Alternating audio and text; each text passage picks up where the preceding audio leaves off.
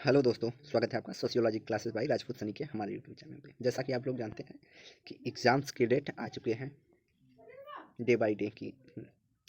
तो daily practice set के लिए आप कमेंट जरूर कीजिए। तो आइए देखते हैं। लेविस एच मॉर्गन के अनुसार मानव समाज के विकास में सभ्यता को कौन से तथ्य पहले आने वाले चरणों से भिन्न कर देते हैं? तकनीकी आविष्कार, वैज्ञानिक आविष्कार, लौह अयस्क को गलाना या वर्णमाला, स्वर व लेखन का आविष्कार। तो इसका राइट आंसर हमारा डी हो जाएगा। वर्णमाला और स्वर विज्ञान एवं लेखन का आविष्कार जब हुआ तभी सभ्यता में परिवर्तन आया। मार्गन 18वीं शताब्दी सदी में अंतिम बर्बर अवस्था और सभ्य समाज के विकास के क्रम का लेखन पद्धति के आविष्कार के आधार पर समझाया है। अगला, निम्नलिखित में से किसने संस्कृति को वैचारिक और अनुभूति परक श्रेणियों में भेद करने को सामने रखा है? तो इसका राइट आंसर पी सोरोकिन हो जाएगा।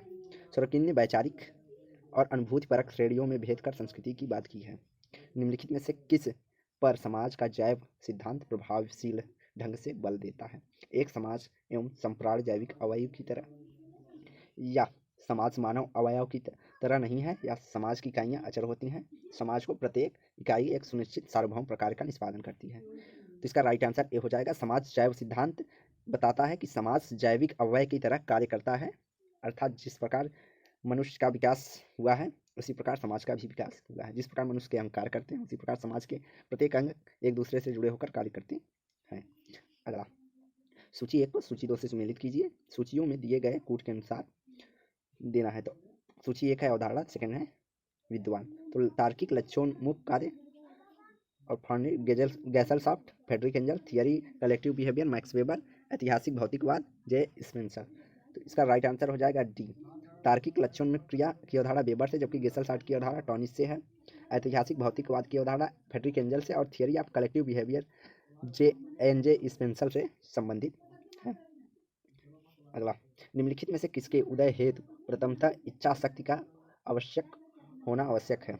संदर्भ समूह, गैसलसाफ्ट, गैमिनसाफ्ट, गौड़ समूह। इसका राइट आंसर हो जाएगा कि गैसलसाफ्ट के उदय हेतु प्रथमतः इच्छा शक्ति का होना आवश्यक होना चाहिए। समाज में निम्नलिखित प्रकारों पर विचार कीजिए। मध्यम वर्गीय समाज, आदिम साम्यवाद, सामंती समाज, प्राचीन समाज। कार्ल मार्क्स के अनुसार इन समाजों का सही कालानुक्रम कौन सा है? तो इसका राइट आंसर बी हो जाएगा।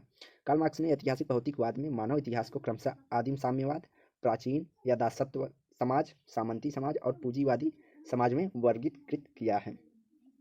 अगला, निम्नलिखित कथन पर विचार कीजिए। टालगेट पार्सन के प्रकार्यात्मक परिप्रेक्ष्य के अनुसार सारे समाज निम्नलिखित प्रकार्यात्मक समस्याओं का हल करते हैं: विन्यास अनुच्छरण, लक्ष्य प्राप्ति, अनुकूलन, समाकलन। उपरोक्त में से कौन से कथन सही है? केवल एक या दो, दो और तीन, या डी चार? एक, दो, तीन, चार। तो इसका राइट आंसर हो जाएगा डी।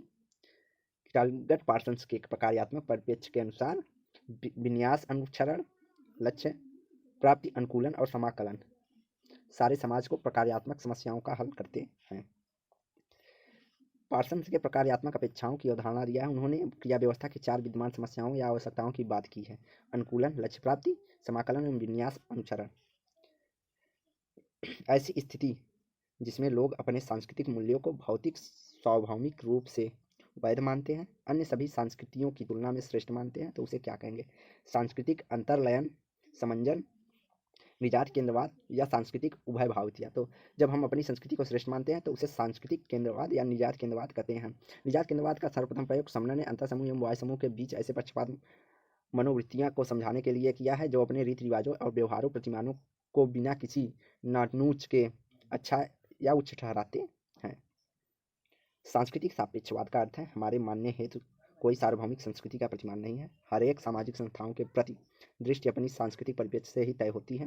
या सांस्कृतिक विशेषता के प्रकार तथा अर्थ उनके सामाजिक विन्यास के अनुसार होते हैं। यह विश्वास की अपनी संस्कृति अन्य संस्कृति के श्रेष्ठ है। इसका राइट आंसर सी हो जाएगा कि जब संस्कृतियों की विशेषताओं का प्रकार अर्थ उन्हीं के परिप्रेक्ष्य में देखते हैं तो उसे सामाजिक विन्यास के अनुसार देखते हैं तो उसे सांस्कृतिक सापेक्षवाद कहते हैं, अर्थात सभी संस्कृतियों को एक समान दृष्टि से देखते हैं। जब अनुकूलनी संस्कृति में बदलाव आने से पहले भौतिक संस्कृति में बदलाव आता है तो समायोजन तब तक शुरू नहीं हो सकता जब तक कि समायोजन हेतु आवश्यक परिवर्तन नहीं हो जाते। लेकिन पुरानी प्रथाएं चलती हैं रहती हैं और काफ़ी हानिप्रद परिणामों को लाती हैं। ऐसी स्थिति को क्या कहेंगे? सांस्कृतिक वंचन, सांस्कृतिक पक्षता, या सांस्कृतिक प्रसरण या सांस्कृतिक निर्धारण। तो इसका राइट आंसर बी हो जाएगा। ऐसी स्थिति को जब भौतिक और अभौतिक संस्कृतियों के बीच में अंतर आ जाए परिवर्तन में, तो उसे सांस्कृतिक पक्षता कहते हैं। आगबर्न के अनुसार संस्कृति के भौतिक पक्ष अर्थात सभ्यता में अभौतिक पक्ष अर्थात मूल्यों एवं विश्वास, आदतों, परंपराओं आदि की अपेक्षा तीव्र गति से परिवर्तन होता है। परिणाम परिवर्तन दौड़ की संस्कृति अभौतिक पक्ष भौतिक पक्ष से पिछड़ जाती है और सांस्कृतिक के बीच उत्पन्न पिछड़ने की स्थिति को ही सांस्कृतिक पक्षता या कल्चरल लैग कहते हैं। एक समाज से दूसरे समाज में सांस्कृतिक विशेषताओं के फैलने को सामान्यतः क्या कहते हैं? संक्रमण, प्रसरण या संस्कृतिकरण। तो इसका राइट आंसर बी हो जाएगा, प्रसरण। जब एक समाज से दूसरे समाज की संस्कृतियों की विशेषताएं फैलने को सामान्यतः प्रसरण के रूप में देखते हैं। निम्नलिखित कथनों पर विचार कीजिए। असंशोधित मृत्यु दर जनसंख्या की आयु संरचना से अत्यधिक प्रभावित होती है।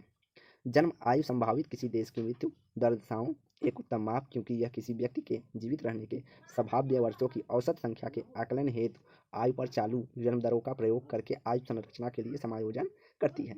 उपरोक्त कथनों में कौन सा कथन सही है? तो इसका राइट आंसर केवल एक, केवल दो, एक और दो दोनों, या न तो एक न तो दो। तो इसका राइट आंसर सी हो जाएगा। असंशोधित मृत्यु दर की गणना की प्रक्रिया हेतु आयु वर्ग मृत्यु दरों की गणना प्रति हजार द्वारा की जाती है, अर्थात यह जनसंख्या की आयु संरचना से प्रभावित होती है।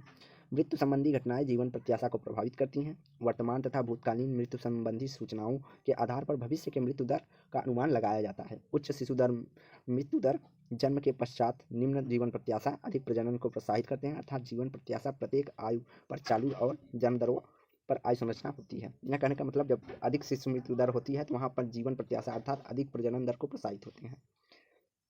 अगला, समाज में कानून से अभिप्राय क्या है?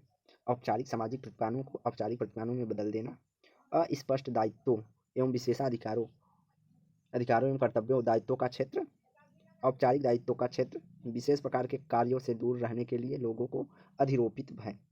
तो 1 2 4 1 3 4 या 1 2 3 और 2 3 4। तो इसका राइट आंसर हो जाएगा बी। औपचारिक सामाजिक प्रतिपादनों को औपचारिक प्रतिपादनों में बदलना समाज के कानून के अंतर्गत आएगा। औपचारिक दायित्वों का क्षेत्र, विशेष प्रकार के कार्यों से दूर रहने के लिए लोगों पर अधिरोपित भय। ये तीनों राइट आंसर हमारे सही है, तो इसका राइट आंसर बी हो जाएगा। निम्नलिखित में से किसने विचलन को समाज के लिए प्रकार्यात्मक माना है? एक कोहेन, दुर्खिम, मर्टन या वाइट। तो इसका राइट आंसर हो जाएगा आर के मर्टन।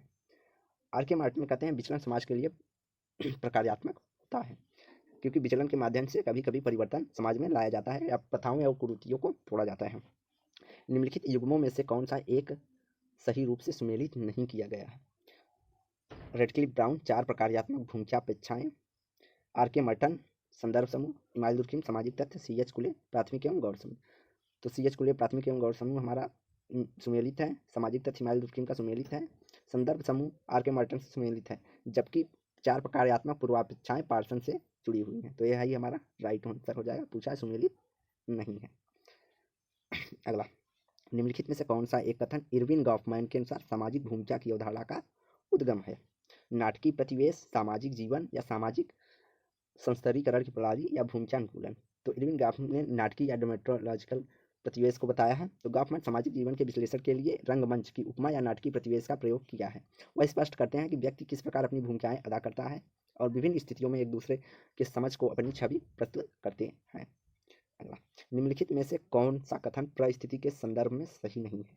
कोटि क्रम पर पद को परिस्थिति कहते हैं, सामान्य संस्थात्मक प्रणाली के पद को परिस्थिति कहते हैं, या समूह के द्वारा व्यक्ति की योग्यता के अनुमान को परिस्थिति कहते हैं, व्यक्ति की सांस्कृतिक विशेषता को परिस्थिति कहते हैं।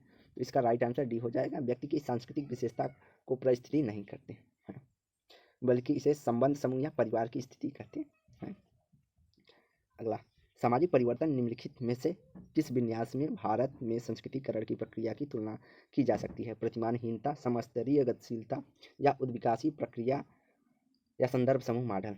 तो संस्कृतिकरण संदर्भ समूह मॉडल में भारत में संस्कृतिकरण की प्रक्रिया से तुलना की जाती है। निम्नलिखित में से कौन सा युग्म सही सुमेलित नहीं है? तो इसका राइट आंसर हो जाएगा डी, WG समनर अंतर समूह एवं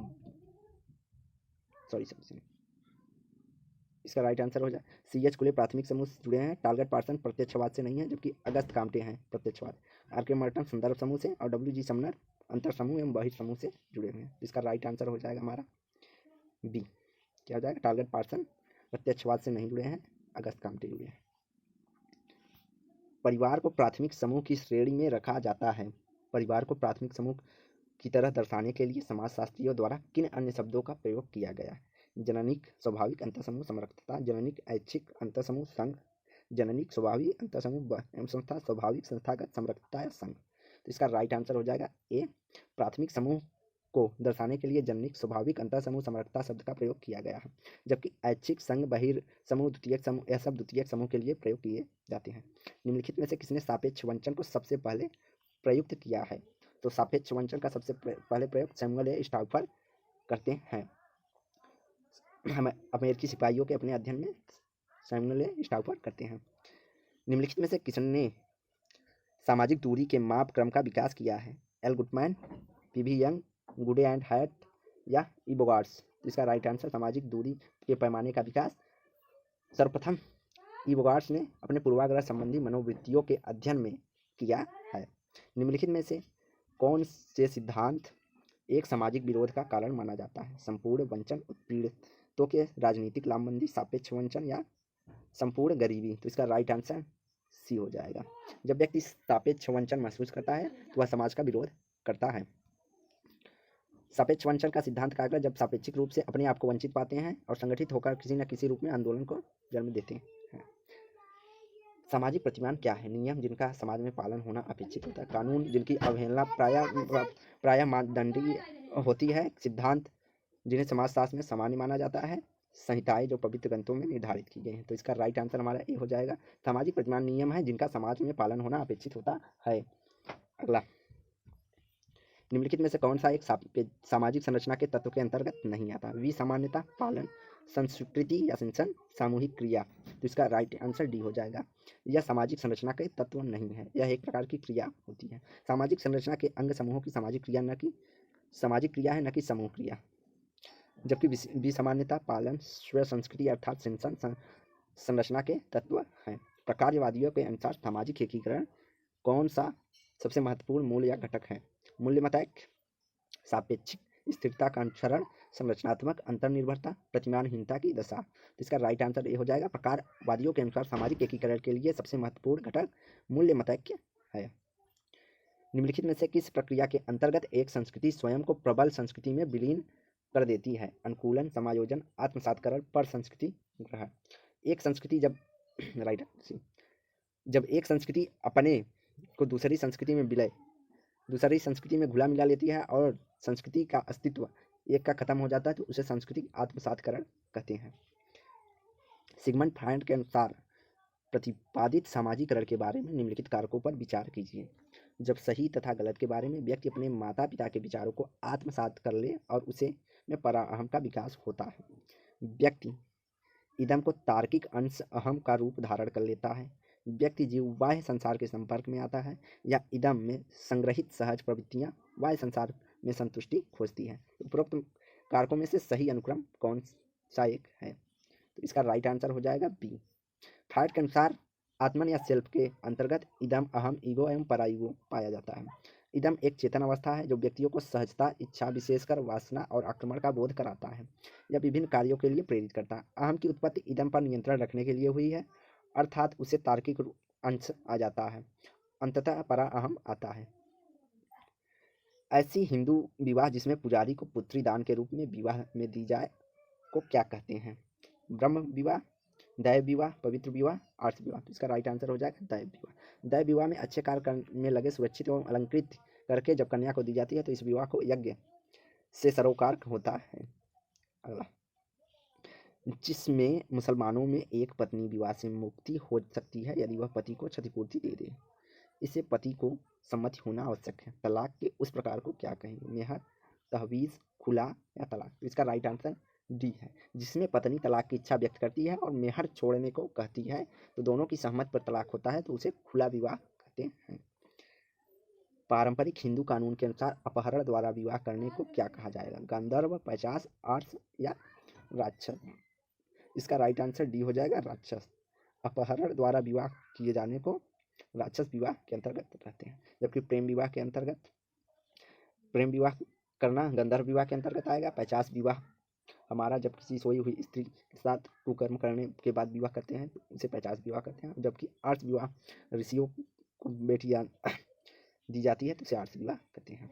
अगला, मध्य प्रदेश के गोंड द्वारा मामा बुआ की संतानों के बीच विवाह को क्या कहेंगे? शहद लौटा, घिलौटवा, पानी लौटा या दूध लौटा? तो इसका राइट आंसर डी हो जाएगा कि गोंड बिलिंग सहोदर विवाह के में दूध लौटाना ना कहते हैं, क्योंकि जिस परिवार में पत्नी के रूप में लड़की ली जाती है उसी परिवार को पुनः पत्नी के भाई के पुत्र या भांजे की पत्नी देकर, अर्थात मामा के लड़के या फूफा की लड़की देकर पुनः दूध लौटाया जाता है। ऐसी विभिन्न सामाजिक स्तरों के बीच हुए सामाजिक जिसमें महिला उच्च स्तर की सदस्य हो को क्या कहते हैं? प्रतिलोम, अनुलोम, बहिर्विवाह या अंतर्विवाह? तो उसे प्रतिलोम विवाह कहते हैं। जब महिला उच्च स्थिति की हो और पुरुष निम्न स्थिति का हो और विवाह होता है तो उसे अनुलोम विवाह, अब प्रतिलोम विवाह कहते हैं। जबकि जब पुरुष उच्च स्थिति का हो और महिला निम्न स्थिति की हो तो उसे अनुलोम विवाह कहेंगे। और गोत्र में बहिर्विवाह पाया जाता है, जबकि जाति में अंतर्विवाह होता है। निम्नलिखित में से किस स्थिति में स्वश्रिक बहुपत्नी प्रथा कहा जा सकता है? अनेक बहनों का एक पुरुष से विवाह, पति की मृत्यु के पश्चात एक महिला का पति के भाई से विवाह, एक पुरुष का अपनी बहन की पुत्री से विवाह, एक पुरुष का अपनी बहन के पति के बहन से विवाह। इसका राइट आंसर ए हो जाएगा कि अनेक बहनों का एक ही पुरुष से विवाह करना स्वश्रिक बहुपत्नी प्रथा कहा जाता है। निम्नलिखित में से किस सामाजिक समूह में विवाह का एक रूप परिदर्शक पति प्रथा का प्रचलन होता है? भील में, संथाल में, नायर में, नागा में? तो नायरों में परिदर्शक पति विवाह प्रथा पाया जाती है। निम्नलिखित में से किस अवधारणा को एम.एन. श्रीनिवास ने जाति में गतिशीलता को सामाजिक एवं सांस्कृतिक परिवर्तन की प्रक्रिया की तरह समझाया है? तो इसका राइट आंसर ये हो जाएगा हमारा संस्कृतिकरण। एम.एन. श्रीनिवास कहते हैं जाति में गतिशीलता संस्कृतिकरण के माध्यम से संभव है, जिसे पाने में, गतिशील होने में कई पीढ़ियां लग जाती हैं। अपने मृत पति के भाई से विधवा का विवाह क्या कहलाता है? तो उसे देवर विवाह कहेंगे। जब अपने पति के भाई से, मृत पति के भाई से विवाह होता है तो उसे देवर विवाह कहते हैं। लेवी रेट प्रथा, इसके अनुसार एक विधवा अपने पति के किसी एक भाई के साथ विवाह करती है। पारंपरिक हिंदू समाज में जीवन साथी के चुनाव में निम्नलिखित में से कौन से प्रकार वांछनीय थे, अर्थात अवांछनीय थे? तो कौन से अमान्य या अवांछनीय थे?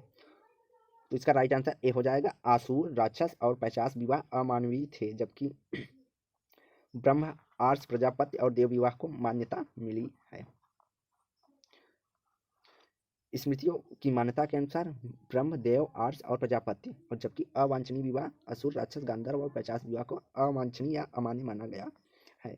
जब समुदाय में दो या अधिक समगोत्री अवयव हो तो उसे क्या कहेंगे? मोइटी, फैक्ट्री, बहिर्विवाह कुली या अंतर्विवाह कुली? तो इसका राइट आंसर बी हो जाएगा, फैक्ट्री। जब किसी कारणवश किसी कुल या गोत्र में एक बड़े समूह के रूप में संयुक्त हो जाते हैं, जब दो या दो से अधिक गोत्र एक साथ जुड़ जाते हैं तो ऐसे समूह को हम क्या कहेंगे? तो ऐसे समूह को फैक्ट्री या भातृदल समूह कहा जाता है। निम्नलिखित में से सूची 1 को सूची 2 सुमेलित कीजिए कूट का प्रयोग करते हुए।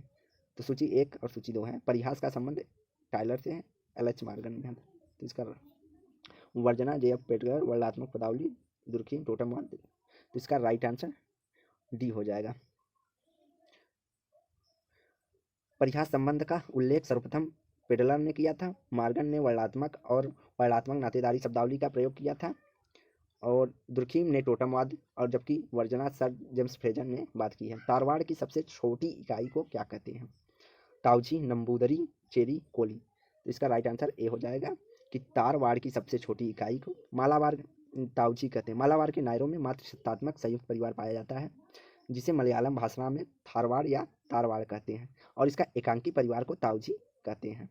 संयुक्त परिवार को तारवाड़ और एकांकी परिवार को ताउची कहते हैं। परिवार के बारे में निम्नलिखित कथनों पर विचार कीजिए। कौटुंबिक व्याभिचार निषेध के माध्यम से परिवार यौन व्यवहार को सुनियमित करता है। परिवार निर्जाति पहचान प्रदान करता है। परिवार एक व्यावसायिक इकाई की भांति कार्य करता है। परिवार उन पूर्वानुमेयी सामाजिक संदर्भों को प्रदान करता है जिनके अंतर्गत संतानों का समाजीकरण होता है। तो इसका राइट आंसर सी हो जाएगा, 1 और 3। परिवार कौटुंबिक व्याभिचार निषेध के माध्यम से पारिवारिक यौन व्यवहार को सुनियोजित अर्थात प्रतिबंधित करता है। सुनियोजित अर्थात परिवार के माध्यम से सही तरीके से विवाह का यौन व्यवहार बनता है, जबकि परिवार एक व्यवसायिक निकाय के रूप में कार्य करता है। तो परिवार उत्पादन के रूप में इकाई कार्य करता है जिसके सभी सदस्य भागीदार होकर करते हैं। अगला, परिवार का उद्देश्य यौन संबंधों का नियमन करना, संतान उत्पन्न करना, उनका लालन पालन, शिक्षा, सामाजिकरण करना एवं आर्थिक, सामाजिक, मानसिक संरक्षण प्रदान करना। परिवार का संबंध निजाति पहचान से नहीं होता है। सूची 1 सूची 2 से सुमेलित कीजिए दिए गए कूटों के अनुसार। पहला पुस्तक है, दूसरे लेखक हैं। Family kinship and marriage in India, kinship organisation, family kinship India, study of pandits of rural Kashmir, marriage family in India. तो इसका राइट आंसर हो जाएगा हमारा बी। तो family kinship and marriage in India Patrick Oberoi से संबंधित है। Kinship organisation organisation in India Irawati Karve से। Family and kinship a study of pandit of rural Kashmir पुस्तक हमारा टी.एन. मदान से संबंधित है। और marriage and family in India यह पुस्तक हमारा के.एम. कबाड़िया से संबंधित है। निम्नलिखित में से किस समुदाय में मातृवंश परंपरा मानने वाले नातेदारों के समूह का उदाहरण मिलता है? इरूला, कादर, खासी, टोडा। इसका राइट आंसर सी हो जाएगा। मातृपक्षी वंशानुक्रम भारत में गारो, खासी, नायर, ऑस्ट्रेलिया की जनजातियों में, इंडोनेशिया की जनजातियों में आदि में पाया जाता है। सूची 1 को सूची 2 से सुमेलित कीजिए। तो सूची 1 में अवधारणा और सूची 2 में आवास नियम दिए हैं। 9 स्थानीय विवाहित युगल पत्नी माँ के घर रहते हैं, यह मातृस्थानिक होगा। द्विस्थानिक, तो इसका राइट आंसर बी हो जाएगा। 1 का 3। 9 स्थानिक हमारा विवाह के उगल अपने परिवारों से बाहर कहीं अपने आप ही रहते हैं, अर्थात स्वयं रहते हैं। द्विस्थानिक में जब विवाहित युगल पति पत्नी जन्म परिवार में रहने के लिए तो वह पितृ परिवार कहा जाता है।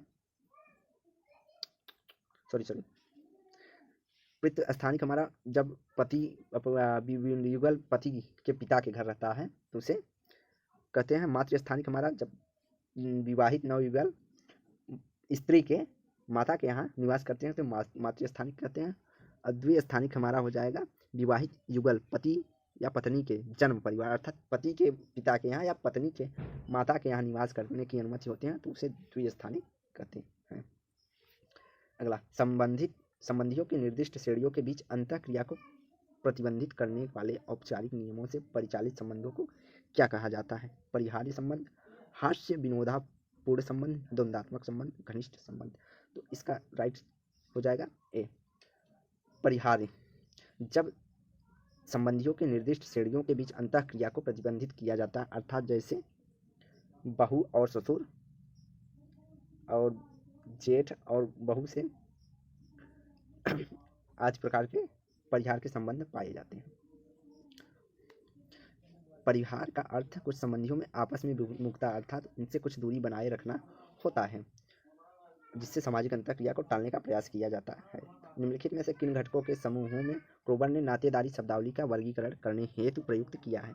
वंशानुक्रम, लिंग, ध्रुवीयता, द्विशासन, परंपरा। अगला है नातेदार, वर्ग, विवाह जन्य संबंध, लिंग और ध्रुवीयता, पीढ़ी, लिंग, विवाह जन्य संबंध, द्विशाखन एवं ध्रुवीयता। निम्नलिखित कूट का प्रयोग करते हुए सही उत्तर का चयन करें। केवल 1, केवल 2, 2 और 3, 1 और 3। तो इसका राइट आंसर हमारा बी हो जाएगा, केवल 3।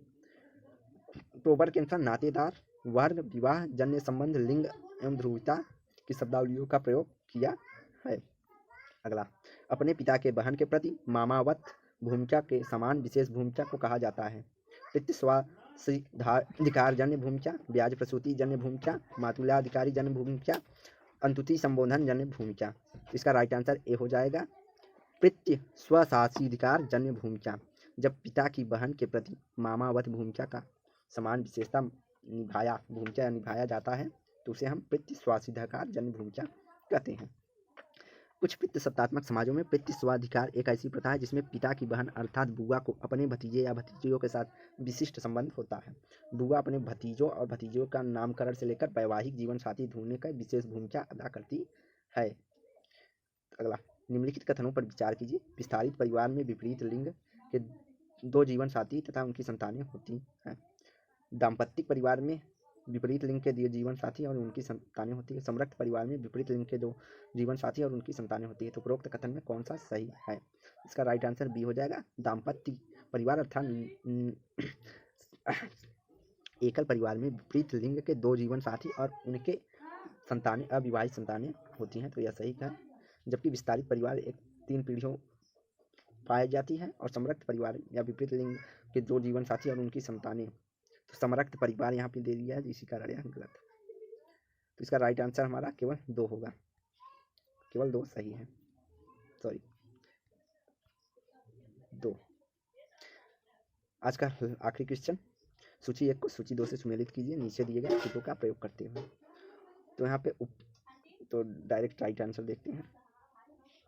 तो इसका राइट आंसर ए हो जाएगा 2 4 1 3। तो आइए देखते हैं 2 4 1 3। तो उपभोग विन्यास पर आधारित समूहों में पुरुषों का पद सामाजिक पद है, यह मैक्स वेबर से संबंधित है। पूंजीवाद समाज में पूंजीपतियों के एवं कामगारों के अतिरिक्त अन्य वर्ग के भी स्तर होते हैं, यह कथन हमारा वेस्सोलॉस्की से संबंधित है। जबकि उपलब्धि प्रेरणा के माध्यम से परिस्थिति पाना, इसका राइट आंसर उपलब्धि पाना हमारा किससे संबंधित है? किंग्सले डेविस से। उपलब्धि प्रेरणा के माध्यम से परिस्थिति पाना हमारा किंग्सले डेविस से संबंधित है। और आखिरी शोषण के माध्यम से अतिरिक्त मूल्य का विनियोजन हमारा कार्ल मार्क्स से संबंधित है। इसका राइट आंसर ए हो जाएगा। एक बार फिर से देख लेते हैं इसको। उपभोग विन्यास पर आधारित समूहों में पुरुषों का सामाजिक पद, परिस्थिति की बात मैक्स वेबर करते हैं। जबकि पूंजीवाद समाज में पूंजीपतियों और कामगारों के अतिरिक्त अन्य वर्ग एवं स्तर भी पाए जाते हैं, यह कथन हमारा वेस्सोलॉस्की से संबंधी है। जबकि उपलब्धि प्रेरणा के माध्यम से परिस्थिति पाना किंग्सले डेविस से संबंधित है। और शोषण के माध्यम से अतिरिक्त मूल्य का विनियोजन करना, यह कार्ल मार्क्स का कथन है। तो इसका राइट आंसर ये हो जाएगा। वीडियो को लाइक एंड शेयर करें, चैनल को सब्सक्राइब करें। धन्यवाद। और ऐसे ही वीडियो पाने के लिए चैनल को फॉलो करें, बेल आइकन को बजाएं तथा आप हमारे टेलीग्राम चैनल पर डेली प्रैक्टिस क्विज़ेस कर सकते हैं। इसके लिए हम डिस्क्रिप्शन बॉक्स में टेलीग्राम लिंक प्रोवाइड किया जाएगा, आप हमारा चैनल ज्वाइन कर सकते हैं टेलीग्राम चैनल। तो धन्यवाद।